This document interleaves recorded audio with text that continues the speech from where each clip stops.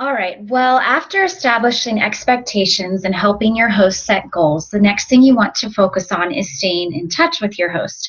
And the best way to do that is just to find out what your host's preferred method of communication is. And it might not be what you prefer, but that doesn't matter because it's all about the host. I prefer electronic, but that may not work for all my hosts. So take the time and just directly ask each host if they prefer talking on the phone, texting, emailing, or even Facebook messaging. A lot of hosts like that because it's free, it shows up on their phone like a text, but then they can also get it on their computer. Most of my hosts probably, I would say, prefer texting, at least like 95% prefer texting. So I do make sure that if I send them an email and then text them saying I sent them an email, will they check their email? And most of them say, oh yeah, that's not a problem. I get my email on the phone. And the reason I do this is because I send my recipe choices through an email because I include pictures in the ingredient list.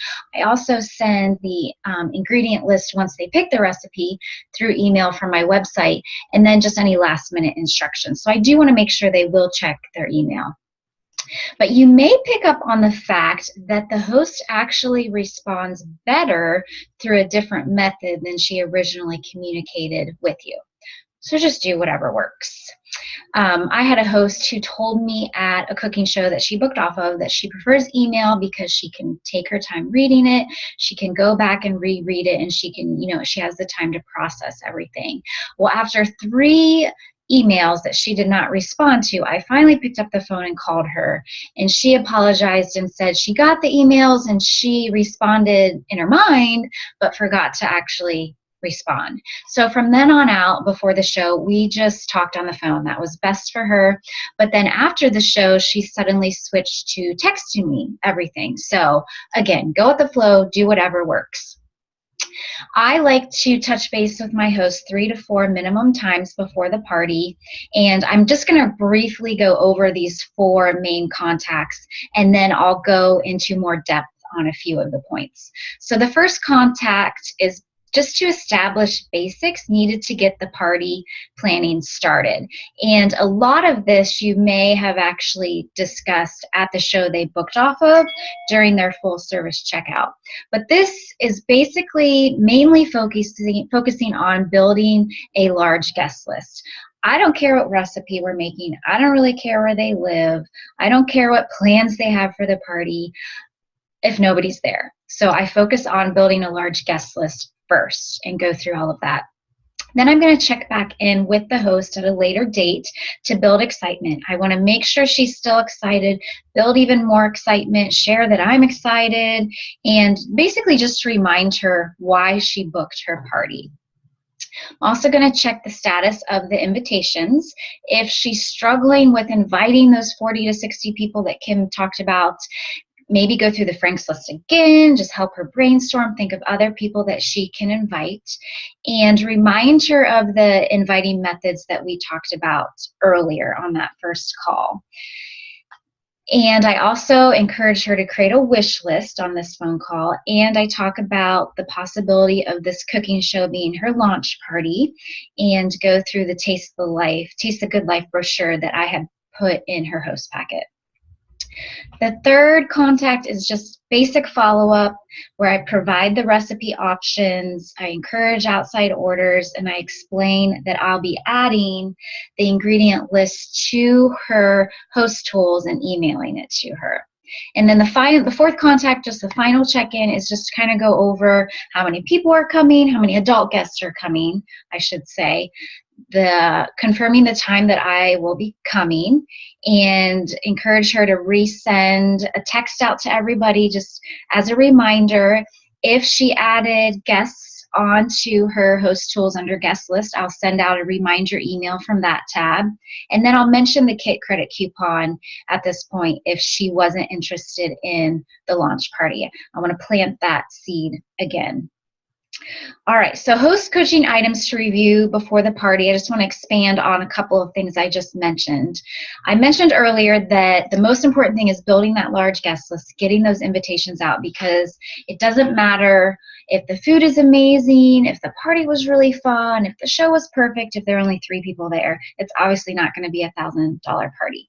So I discussed different invitation options. So I suggest postcards, a catalog helper with a flyer, evites through the website, texting, phone call, Facebook message, Facebook event. So those are my 7 different options I give to hosts, and let me go back and just share a couple highlights of each one.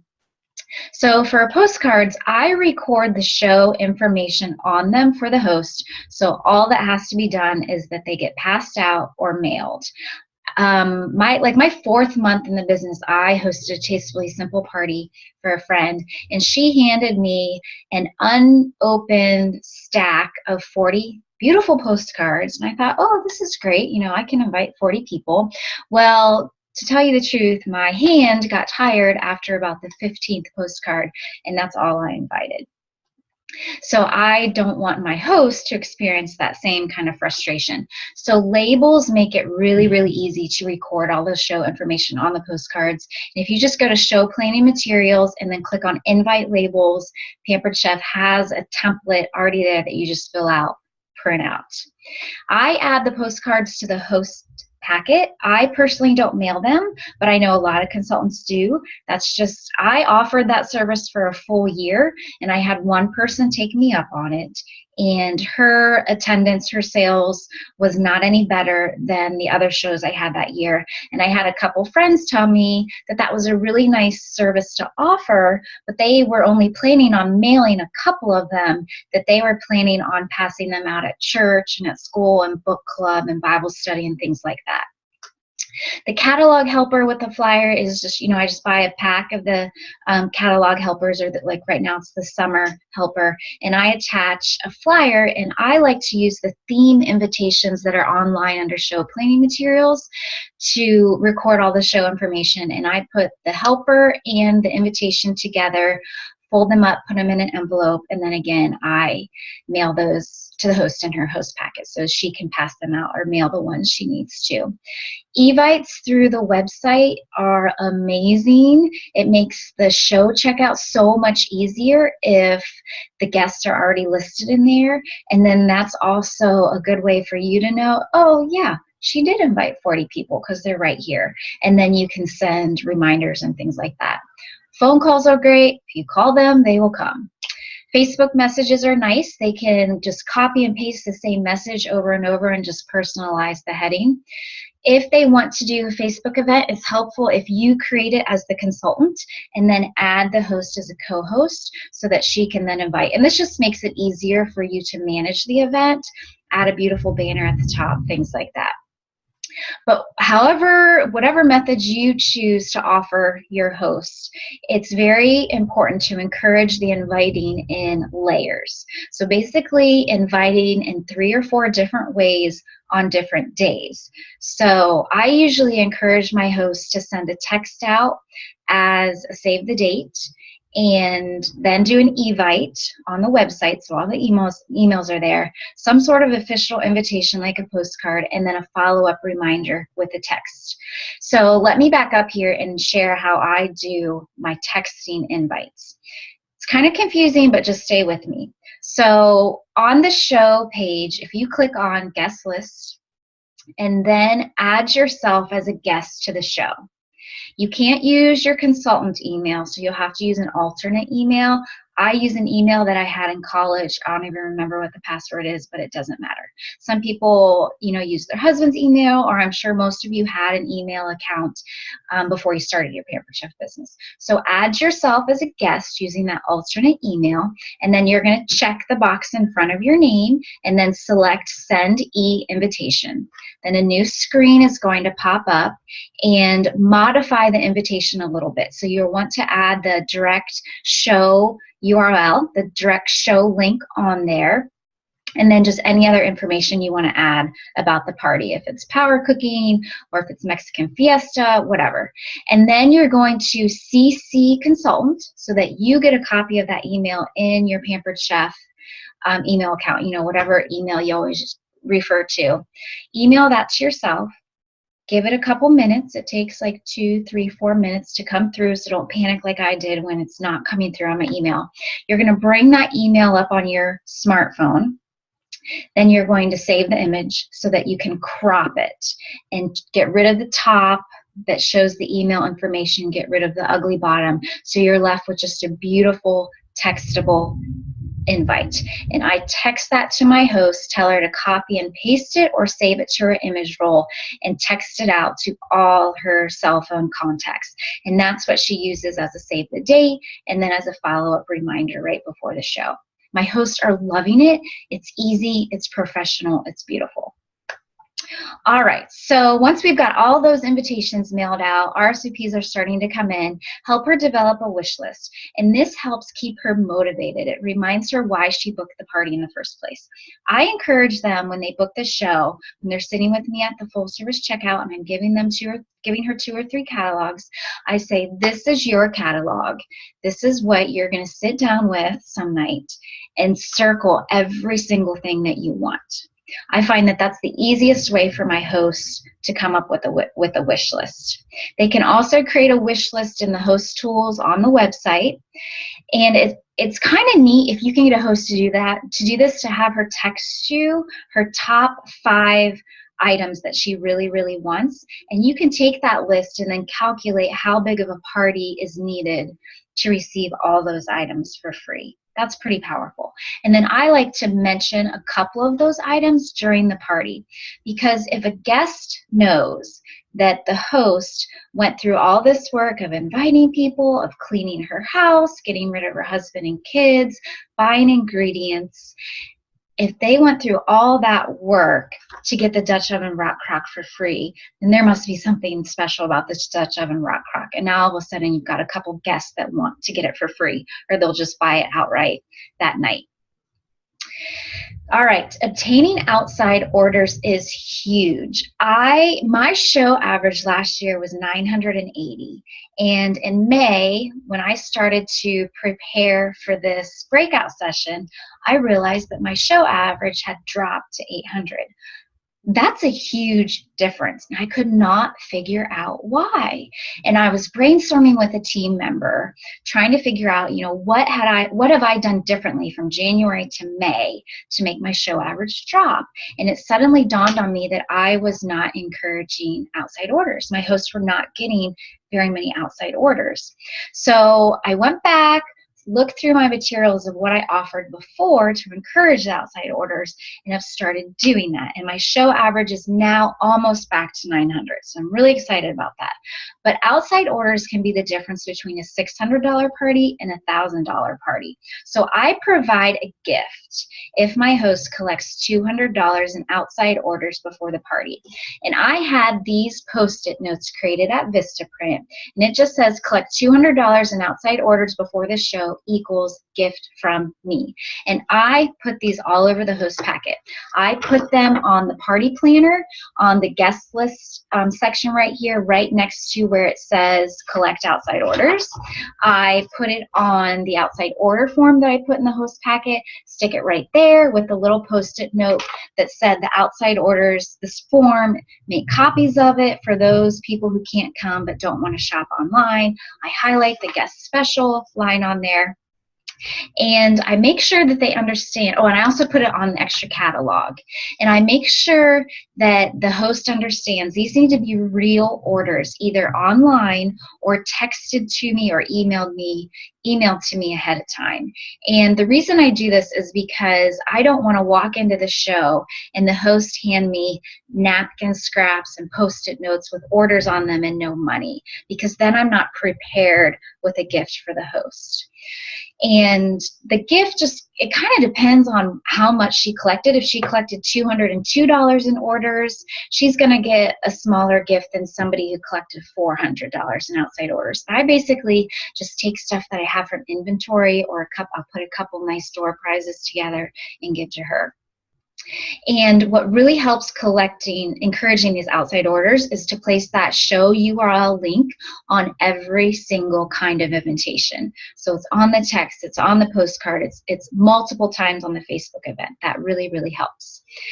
Now, you definitely need to encourage reminder calls and contacts. If the host hasn't hosted for a while or she's never hosted a party, she may not be aware that our culture is very, very rude and doesn't RSVP. And you need to tell her that and tell her not to take it personally. It's just how people are nowadays, so the follow-up is vital. I usually tell my hosts that 75% of the people they invite will not RSVP. If somebody RSVP'd, yes, they do need a reminder text reminding them, please show up tomorrow, bring a guest, I am expecting you, don't back out on me. If they were a maybe or they did not reply, if the host takes the time to contact them, a handful of them will come, and that could be an extra $100 or $200 in orders.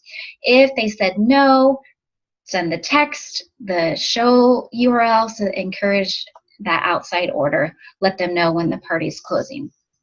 You also want to explain the future party pick. This seems self-explanatory to us, but I've learned that the hosts don't always understand or they don't always remember.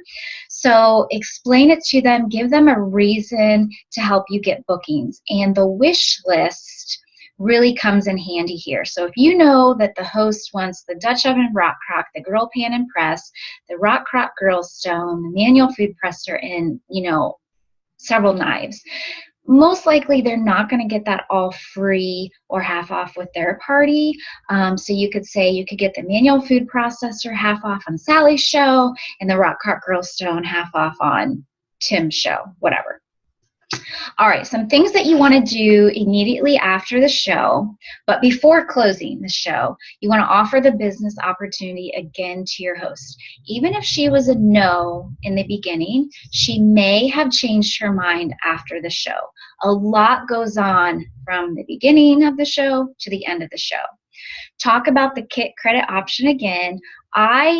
You can print the kit credit coupons off online. There are 3 to a sheet, and I copy them on bright cardstock, cut them apart. I put one coupon in a Season's Best cookbook, wrap it up with a bow, and that's her gift that I present to her at the beginning of the show. So when you're going over her hostess rewards after the show, take that kit credit coupon out, make sure she sees it, kind of explain it to her again, go through the Taste the Good Life flyer brochure if you hadn't done that already, or if she had some questions about it.